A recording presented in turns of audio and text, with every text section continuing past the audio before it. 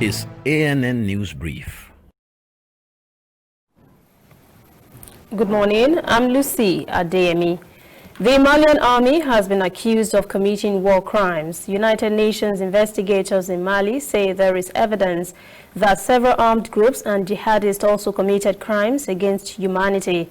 The allegations are contained in a 338-page report compiled by the International Commission of Inquiry, which was sent to members of the United Nations Security Council. The Commission said it has gathered reasonable grounds to believe that the Malian army has committed war crimes. The report also advocates for the creation of a court specialized in international crimes. The findings of this commission could likely provide a legal basis for future trials. Meanwhile, the United Nations says there is increasingly concerned about the plight of civilians in Ethiopia's Tigray region and has once again called on the government to allow full access so that allegations of war crimes can be investigated. The United Nations High Commissioner for Human Rights, Michelle Bachelet, said 2 humanitarian assessment missions were able to enter the region on Monday. But she said due to restrictions, it had not yet been possible to investigate allegations of artillery strikes on populated areas, extrajudicial killings, and widespread looting. The UN said it had received consistent report of airstrikes last month on homes and a hospital in the town of Humera on the border with Eritrea. The United Nations wants to investigate alleged human rights violations. Ethiopia's army has been fighting the Tigray People's Liberation Front since early last month.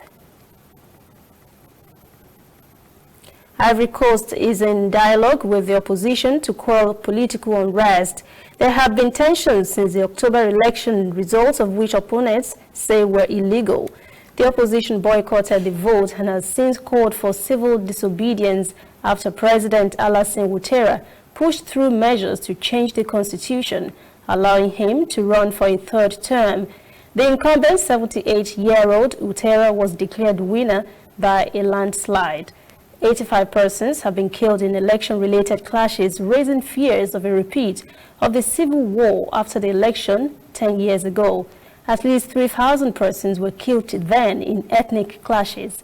Now, the Ivory Coast government and representatives from the opposition have met for a national dialogue to discuss ways to end the political unrest that has gripped the West African country for months. Discussions started on Monday in Abidjan and focused on the recommendations of the Economic Community of West African States, ECOWAS, which called for reforming the country's electoral commission before next year's legislative elections. That is ANN News Brief at 11. For details on these and other breaking stories, visit our website, annafrica.news. Conversation continues on our social media platforms, Twitter, Instagram, and Facebook at ANN Africa TV. I am Lucy Adeyemi.